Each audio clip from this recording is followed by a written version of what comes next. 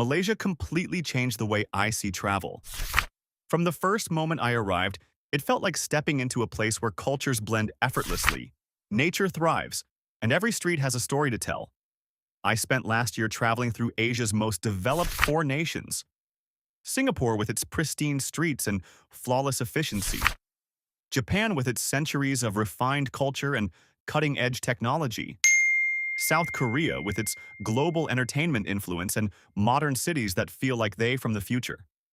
These are the countries everyone talks about, the ones that win awards and top every best countries list. But here's what nobody prepared me for. After experiencing all of them, it was Malaysia that left me absolutely stunned. Not because Malaysia is trying to copy these countries, but because Malaysia has something none of them have. And once you see it, you can't unsee it.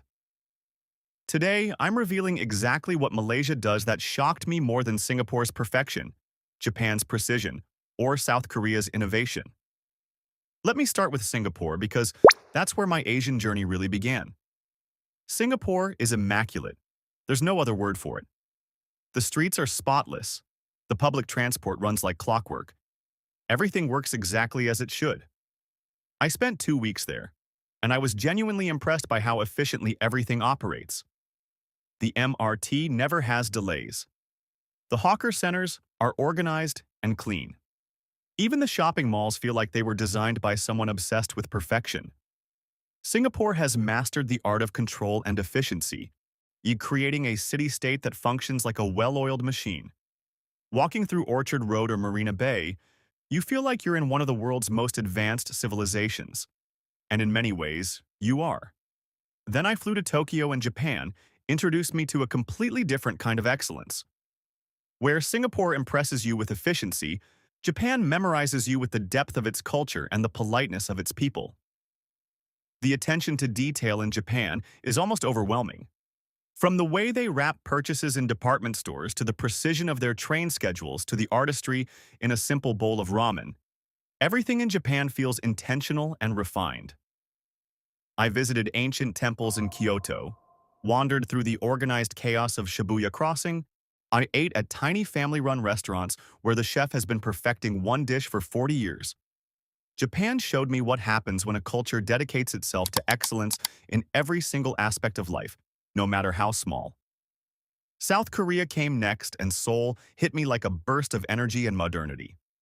If Singapore is efficient and Japan is refined, South Korea is dynamic and ambitious. The technology in Seoul is everywhere, from the subway system that puts most countries to shame to the ubiquitous high-speed internet, to the way even the smallest cafe has better tech integration than many Western cities. Korean pop culture dominates globally for a reason. This is a country that understood soft power before most nations even knew what that term meant. The shopping districts in Gangnam and Mangdong pulse with energy.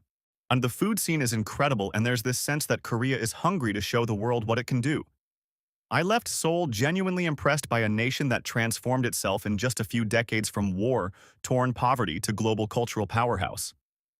So by the time I arrived in Malaysia, I had seen some of Asia's absolute best. 3 countries that are constantly held up as models of development, efficiency, culture, and modernity. I'm not going to lie, my expectations for Malaysia weren't quite at that level. I knew Malaysia was nice, had good food, diverse culture, but I assumed it would be a step down from the titans I had just visited. I was so completely wrong that it's almost embarrassing. Within my first week in Malaysia, I started noticing things that genuinely shocked me. Things that Singapore, Japan, and South Korea, for all their achievements, simply don't have. The first thing that hit me was the space and the breathing room that Malaysia offers. After spending time in Singapore, where every square meter is planned and optimized, where personal space is a luxury, where even the parks feel carefully controlled, Malaysia felt like I could finally exhale. Kuala Lumpur has green spaces that actually feel natural, not manicured. You can drive 30 minutes from the city center and find yourself in actual jungle. Not a carefully maintained nature reserve, but real wild, untouched rainforest. Japan has nature too, but it's often structured and touristic. Korea has mountains, but they're crowded with hikers following designated paths. Malaysia has nature that still feels genuinely wild. And as someone who had been in ultra-urban environments for months, that was absolutely refreshing. But the space thing goes deeper than just nature. In Malaysia, housing is still affordable enough that regular people can own actual houses with gardens. I met Malaysians in their 30s who own landed property, something that would be an impossible dream for someone that age in Singapore, Japan, or Korea, unless they're extremely wealthy. Malaysian families have space to live, to breathe, to exist without feeling constantly cramped. After experiencing the tiny apartments in Tokyo, the expensive shoebox condos in Singapore, and the competitive housing market in Seoul, seeing Malaysians with actual living space made me realize that development isn't just about tall buildings and efficiency, it's also about quality of life and having room to actually live. The food culture in Malaysia delivered the second major shock, and I say this as someone who ate incredibly well in all three other countries. Singapore has amazing food, mostly borrowed from Malaysia. Anyway, Japan has refined cuisine that's an art form. Korea has bold flavors and a food culture that's gone global. But Malaysia has something none of them have, which is the most genuine, multicultural food scene I've encountered anywhere on Earth. This isn't fusion food or trendy restaurants pretending to mix cultures. This is Malay, Chinese, and Indian communities who have lived side by side for generations, each maintaining their authentic cuisines while also influencing each other in organic ways. In Singapore, I paid 15 Singapore dollars for chicken rice.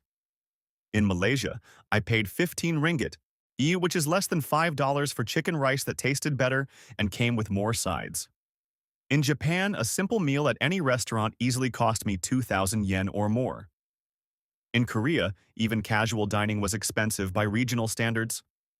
But in Malaysia, I was eating like royalty on a budget that would barely get me McDonald's in the other countries.